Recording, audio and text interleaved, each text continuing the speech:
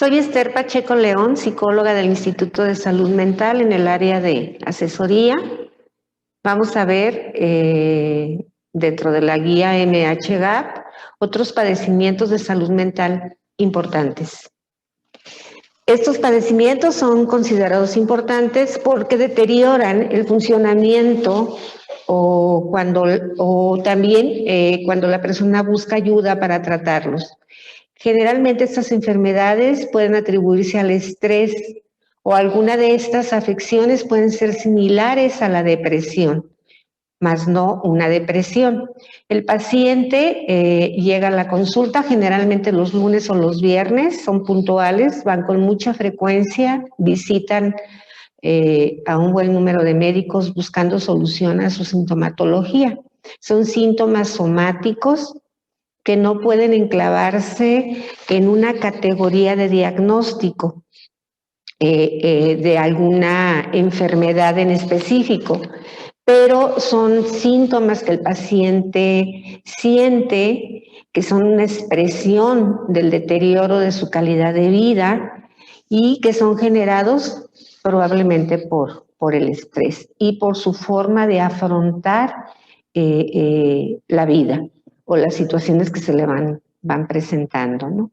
Recordemos que la somatización tiene 3 componentes: el cognitivo, que es la interpretación que el paciente le da a los síntomas y que, bueno, ellos perciben que están padeciendo una enfermedad que puede ser amenazante, ¿no?, para ellos.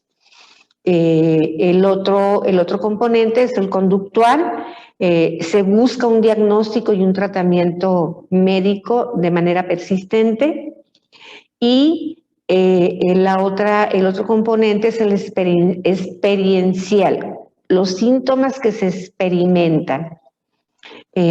Habitualmente estos problemas se presentan más en mujeres, del 15 al 25% de las consultas son mujeres, de un 30 a un 70% esta sintomatología permanece sin explicación alguna.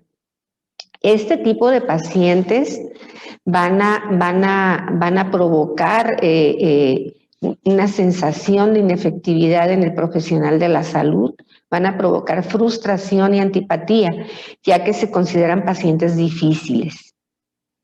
Estos pacientes, o dentro de este módulo, no se debe considerar a las personas que no definan estos criterios en algún trastorno que ya está explícito en el MHGAP, excepto la autolesión. Tenemos que tener mucho cuidado con las intenciones del paciente de autolesionarse o porque su calidad de vida y su sintomatología los hacen sufrir, haber pensado alguna vez en provocarse la muerte. Este módulo solo debe usarse después de descartar explícitamente la depresión. Y se debe usar este módulo cuando se ayuda a los adultos. En caso de que se trate de niños o adolescentes, vamos a ir al módulo de trastornos mentales del niño y del adolescente de nuestra guía. Este es un panorama breve. Aquí podemos ver que también en este módulo vamos a ver una evaluación y un manejo del paciente. Dentro de la evaluación vamos a descartar causas físicas que explicarían plenamente los síntomas que se manifiestan en el paciente. Y bueno, estas pueden ser somatizaciones agudas o crónicas.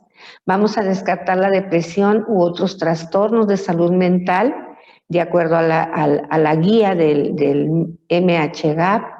Vamos a investigar si la persona está buscando ayuda para aliviar los síntomas o tiene considerables dificultades en el funcionamiento diario, en la forma como afronta la vida. y los problemas que la vida cotidiana nos va presentando. Vamos a indagar si la persona ha estado expuesta a factores estresantes extremos. Ahorita vamos a ver cuáles son estos factores psicosociales que provocan este estrés en el paciente. Y vamos a evaluar si hay un riesgo inminente de autolesión o de suicidio. En el manejo tenemos 2 protocolos a seguir. Y bueno, en estos protocolos de manejo, en el punto número 1, bueno, estamos viendo otros padecimientos de salud mental importantes y también otros padecimientos de salud mental importantes en personas expuestas a factores estresantes extremos. Dentro de la evaluación vamos a buscar cuáles son las manifestaciones comunes de estos padecimientos o de estos otros padecimientos de salud importante. La persona llega a la consulta sintiéndose cansada, deprimida, irritada, ansiosa, estresada. Puede tener síntomas generales como astenia, cansancio, problemas musculoesqueléticos como cervicalgias, dolores generalizados en el cuerpo, contracturas. Pudiera también estar presentando síntomas gastrointestinales como dolor de estómago, distensión abdominal, estreñimiento, diarreas, incluso hasta vómitos. También puede estar presentando problemas cardiorrespiratorios como palpitaciones, dolor torácico, sensación de falta de aire, por el estado ansioso que le provoca a esta persona enfrentarse a aspectos psicosociales que están mermando su calidad de vida. También puede presentar problemas neurológicos como cefalea, mareos, debilidad muscular, alteraciones de la visión o de la marcha. Y también puede presentar problemas geniturinarios como disuria, prurito, dispaurenia, y estos síntomas son difíciles de explicar para el paciente y son inespecíficos. Para esto nosotros tenemos que buscar una causa física que explique por completo los síntomas que el paciente manifiesta. Si la respuesta es sí, vamos a tratar esa causa física identificada y vamos a examinar nuevamente a la persona para ver si persisten los síntomas. Si no hay una causa física que explique estos síntomas, vamos a evaluar o vamos a contestar la pregunta, la depresión u otro trastorno de salud mental son abordados en otro módulo de esta guía. Si es así, vamos a ir a ese módulo y vamos a seguir el procedimiento que el módulo nos indica. Si no es así, vamos a pasar a dar respuesta a la pregunta, ¿está la persona buscando ayuda para aliviar los síntomas o tiene considerables dificultades en el funcionamiento diario debido a sus síntomas? Si la respuesta es no, no es necesario ningún tratamiento. Si la respuesta es sí, es probable que sea otro padecimiento de salud mental importante. Por lo tanto, vamos a dar respuesta a la pregunta, ¿ha estado expuesta la persona a factores estresantes externos? Estos trastornos estresantes extremos pueden ser la violencia física, la violencia sexual, el consumo de alcohol, el consumo de otras drogas, accidentes graves. Recordemos que cuando la persona se expone a una situación grave en el medio ambiente va a tener una sintomatología específica, va a haber miedo, va a haber un estrés elevado, quizás incluso haya olvidos, haya sudoración, tenga flashback del suceso, en el caso de que sea un incendio o haya vivido una inundación. También el fallecimiento de un ser querido, el cambio de una ciudad y no adaptarte al medio ambiente de la ciudad donde estás viviendo, la pérdida de una pareja, ya sea por divorcio, o por separación o muerte. Si la respuesta es sí a esta pregunta de ¿ha estado expuesta la persona a factores estresantes extremos? Vamos a ir a los protocolos 1 y 2 del manejo de este padecimiento. Si la respuesta es no, vamos a ir al protocolo 1. Tenemos que estar aquí pendientes de si hay riesgo inminente de suicidio y vamos a evaluar y tratar a la persona antes de proseguir con los protocolos 1 y 2. Y vamos a irnos al módulo de suicidio en la guía de MHGAP para seguir el procedimiento oportuno. Dentro del manejo tenemos el primer protocolo, el protocolo 1, donde nos especifica que no vamos a recetar medicamentos como ansiolíticos y antidepresivos a menos que seamos asesorados por un especialista. Es recomendable darle a nuestro paciente una explicación sobre estos síntomas que está padeciendo, sobre su proceso de somatización, ¿no? El paciente tiene expectativas, espera que se le escuche, que se le comprenda, y ahí es cuando nosotros como personal de salud debemos de tener empatía para poder comprender qué es lo que está pasando con nuestro paciente. También el paciente tiene la expectativa de que se acepte su papel de enfermo, ¿no? Y bueno, nosotros tenemos que entender y reconocer sus síntomas que le producen sufrimiento. También el paciente espera que no se le considere paciente psiquiátrico.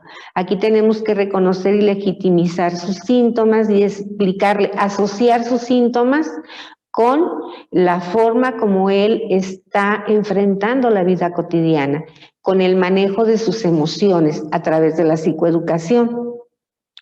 Es necesario revisar la automedicación y no aplicar inyecciones de vitaminas u otros tratamientos que van a ser ineficaces.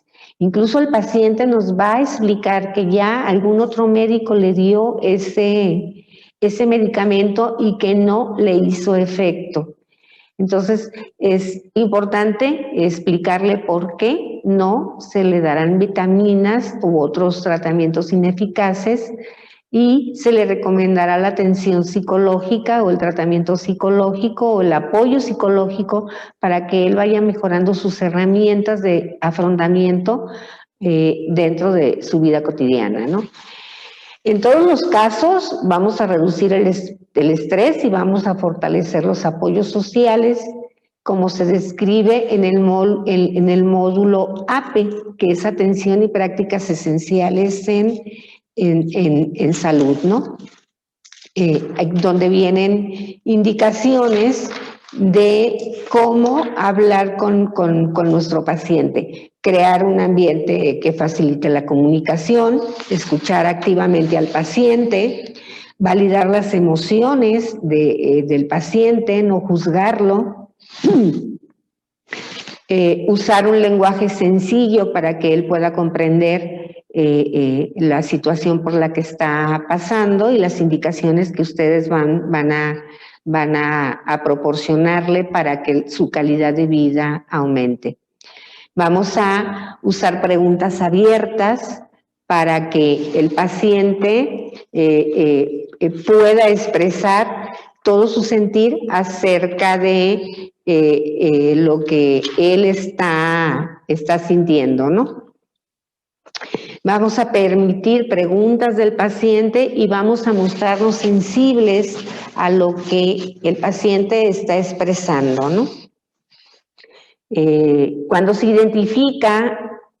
no se identifica ningún trastorno físico que explique plenamente un síntoma somático que se manifieste, reconozcamos la realidad de esos síntomas y determinemos explicaciones posibles, ¿no? Vamos a evitar pedir pruebas de laboratorio. Generalmente estos pacientes nos llegan ya con una serie de exámenes médicos donde son normales y sus signos también vitales son normales.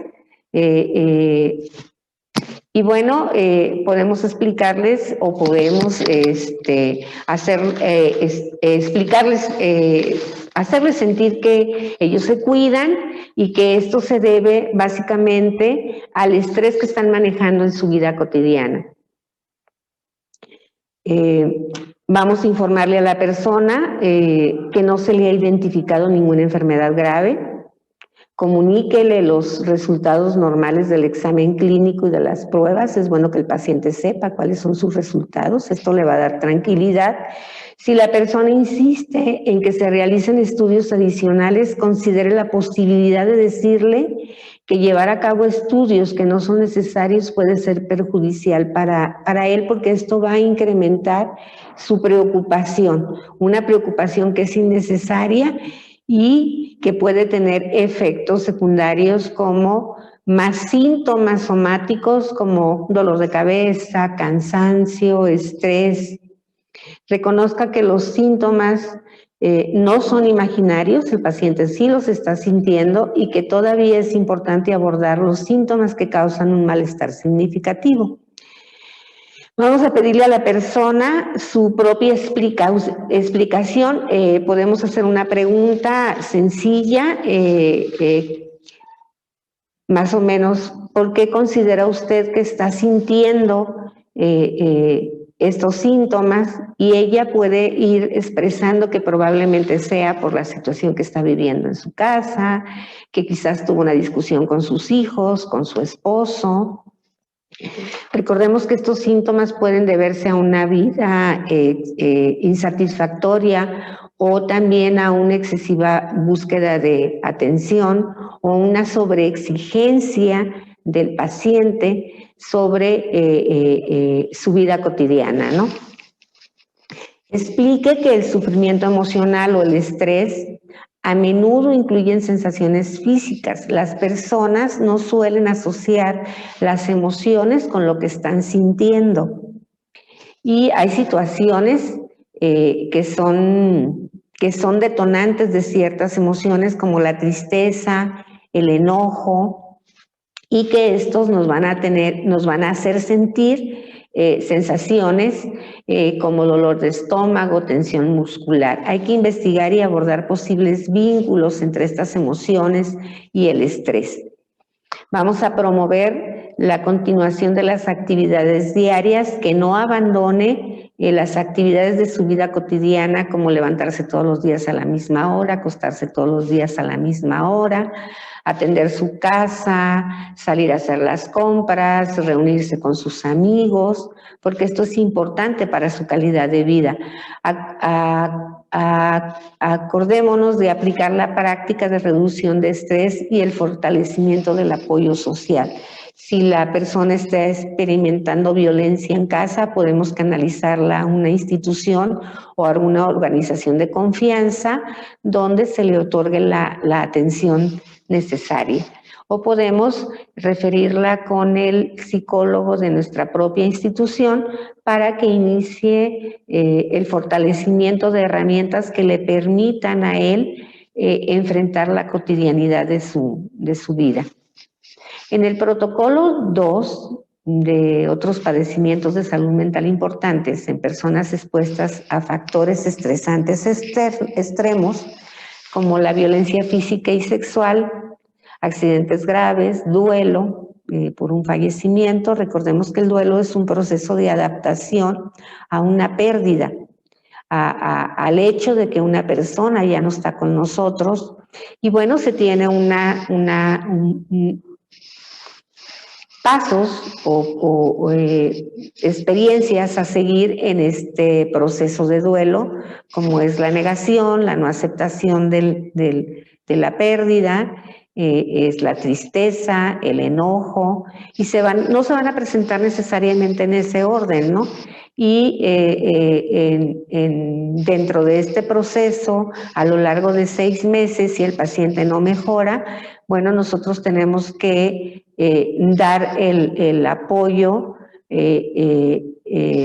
para que estas dificultades no interfieran en su funcionamiento diario, ¿no? Y esto puede ser con apoyo psicológico o de tanatología. En todos los casos, ya sea que la persona presente o no problemas emocionales, físicos o conductuales después de la exposición a un factor extremo estresante, vamos a prestar apoyo según se describe en el protocolo 1.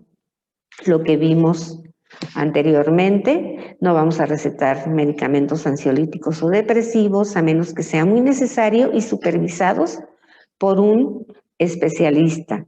No vamos a aplicar inyecciones de vitamina, otros tratamientos ineficaces y vamos a seguir el protocolo 1 tal y como lo indica la guía. Vamos a atender las necesidades sociales de la persona, vamos a preguntarle a la persona acerca de sus necesidades e inquietudes. Vamos a ayudar a la persona a atender sus necesidades básicas. Podemos indicarle aquí, podemos revisar cómo está su alimentación, si hace ejercicio, si tiene un hobby que le permita disfrutar una buena tarde, si convive con sus amigos, si convive con su familia, si tiene actividades a realizar en conjunto con su familia que le permitan pasar un buen momento. De esta manera vamos a ayudar a conectar al paciente con su familia o con otros apoyos sociales, por ejemplo, invitarlo a que vaya a un grupo de lectura, si le gusta tejer, a un grupo de tejido o a una asociación donde pueda llevar actividades que la hagan sentir bien y que también hagan crecer sus herramientas de afrontamiento a la vida. Vamos a proteger a la persona de mayores daños, de ser necesario, de mayores daños a su salud, y vamos a alentarla a que regrese a sus actividades normales, que no abandone sus actividades normales, ya sea la escuela o el trabajo, sus tareas domésticas o actividades sociales que ella realice durante el transcurso de la semana, si es factible y es culturalmente apropiado. Recordemos que socialmente tenemos costumbres, sobre todo cuando hay duelos, para guardar el luto. El luto son todas esas actividades que nosotros hacemos, como rezar el rosario, vestir de negro, no escuchar música, no salir por un tiempo a fiestas.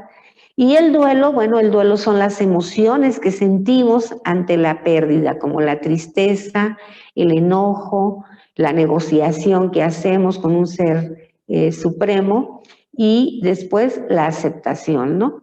El duelo se da en un proceso durante aproximadamente de 6 meses a 1 año. Después de este tiempo podemos estar viendo que es un duelo complicado y que la persona necesita atención especializada. En caso de una pérdida de un ser querido, vamos a abordar esta pérdida y vamos a brindar el apoyo para el ajuste o los procesos de duelo culturalmente apropiados. Si se sospecha que existe un trastorno de duelo prolongado, vamos a consultar a un especialista para una nueva evaluación y un manejo de la persona. La persona puede haber prolongado el trastorno de duelo si los síntomas implican considerables dificultades en el funcionamiento diario de la persona. No se puede levantar, la tristeza es muy profunda o está muy enojado porque siente que la persona que falleció pues la abandonó. Y es difícil aceptar esta situación. Y esto se ha estado dando durante un promedio al menos de 6 meses.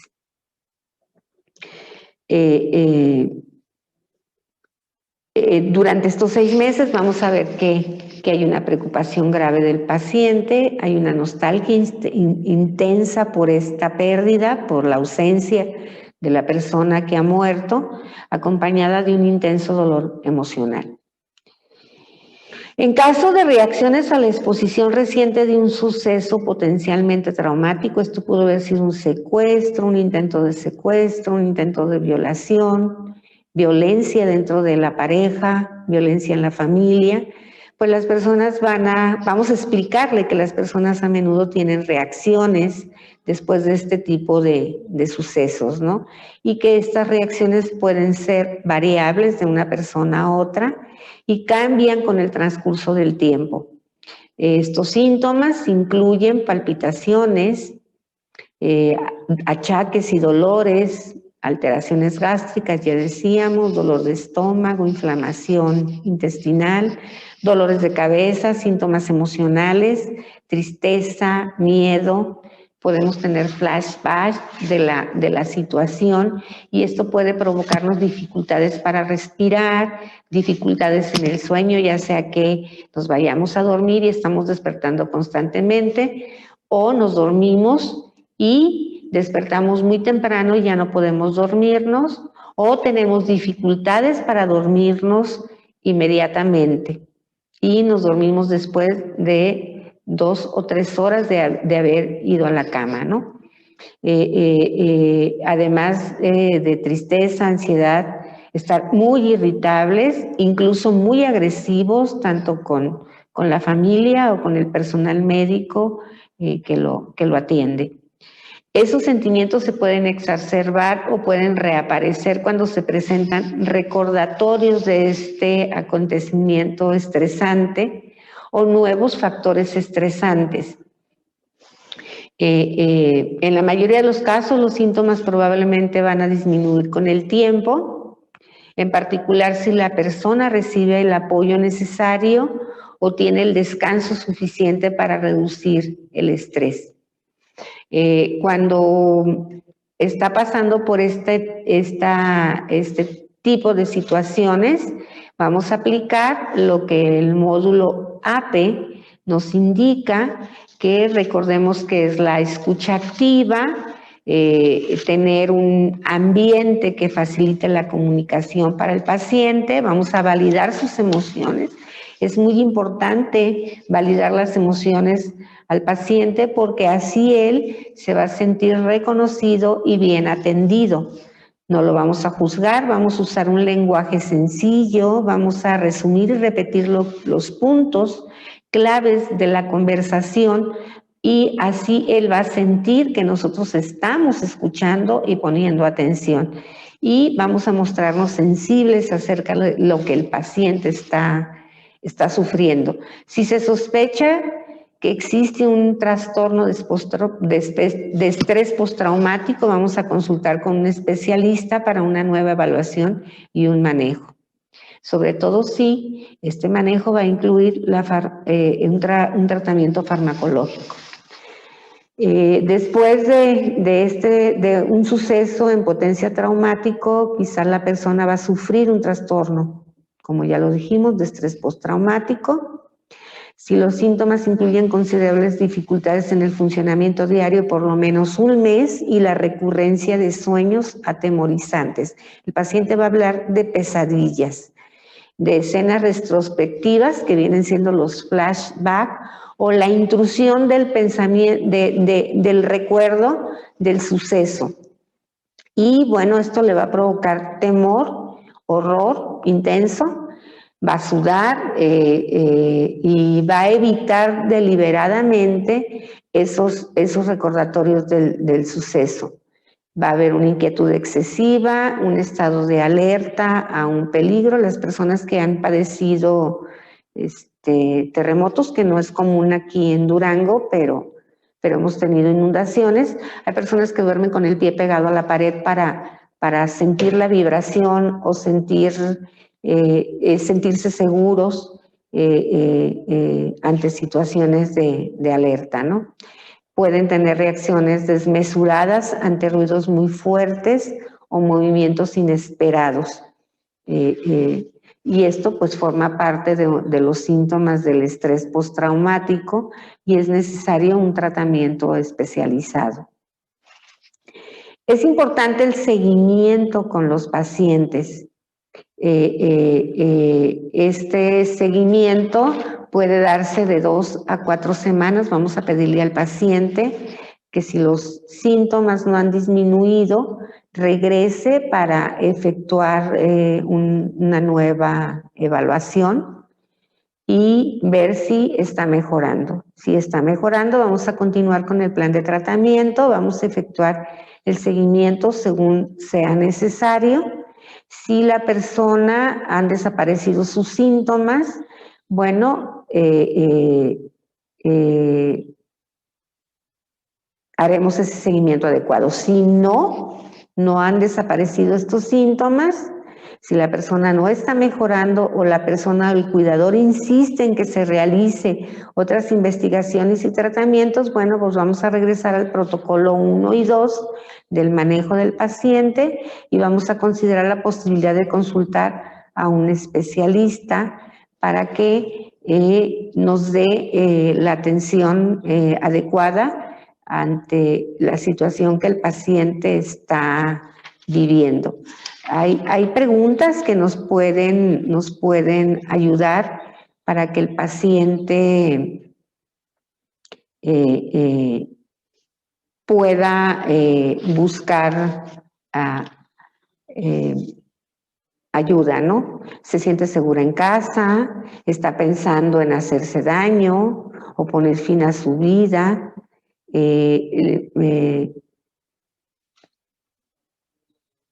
Para que él pueda abrirse y expresar la situación que está viviendo y si es necesario o no, remitirla con atención especializada. Es muy importante enseñarle al paciente cómo manejar los síntomas que le provocan el estrés. Y tenemos herramientas muy sencillas. Una de ellas son las técnicas de relajación. Para esto, el profesional de salud debe de conocer estas técnicas de relajación, tiene que practicarlas para poder enseñarle al paciente cómo llevarlas a cabo, ¿no? Hay que explicarle lo que hará usted. Por ejemplo, tenemos en la guía este ejemplo. Voy a enseñarle cómo respirar de una manera que le ayudará a relajar el cuerpo y la mente. Tomará algo de práctica antes de que usted sienta los beneficios totales de esta técnica respiratoria.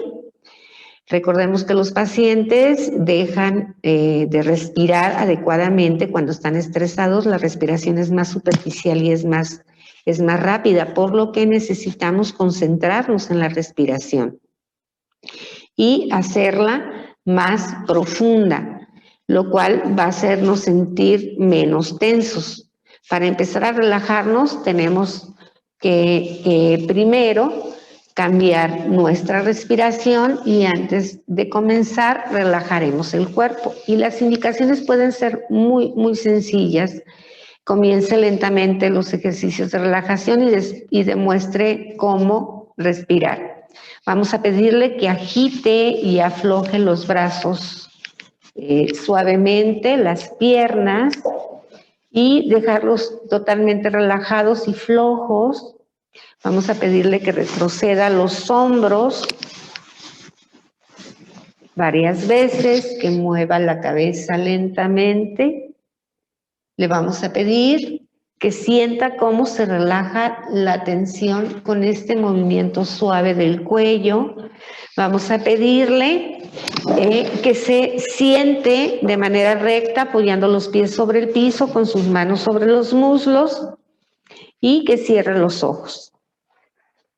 Vamos a pedirle que se imagine que tiene un globo en el estómago y que cuando inhale va a inflar ese globo de tal modo que su estómago se dilatará y cuando exhale también saldrá el aire del globo y se desinflará o se aplanará su estómago. Le vamos a pedir que observe cómo lo hacemos. Voy a exhalar primero para sacar todo el aire del estómago. Sacamos el aire y luego vamos a mostrarles cómo al inspirar elevamos el abdomen. Sostenemos y soltamos por la boca. Vamos a pedirle que ponga atención en cómo se siente en ese primer momento. Podemos pedirle que coloque su mano sobre el abdomen y su otra mano sobre el pecho para sentir cómo el aire, al ser inspirado, eleva el abdomen.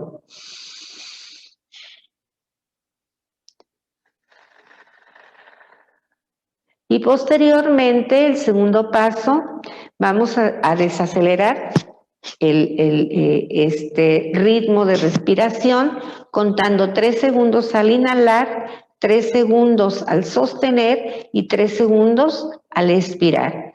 Hacemos el ejercicio. 1, 2, 3. Contamos al inhalar 3.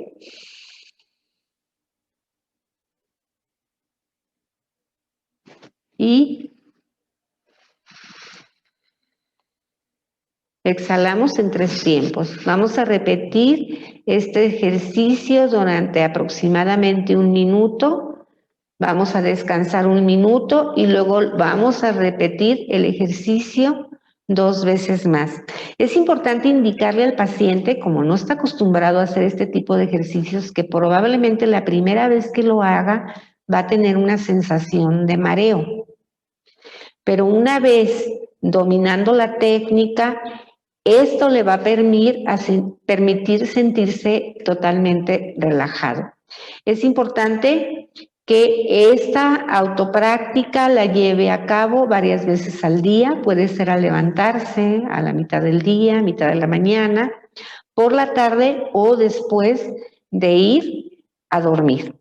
Al momento de ir a dormir, al momento de acostarse en su cama totalmente relajado, después de haber relajado todo su cuerpo, puede hacer estos ejercicios de respiración que le van a permitir relajar y sentir el descanso de las tareas cotidianas o de los síntomas estresantes que está viviendo.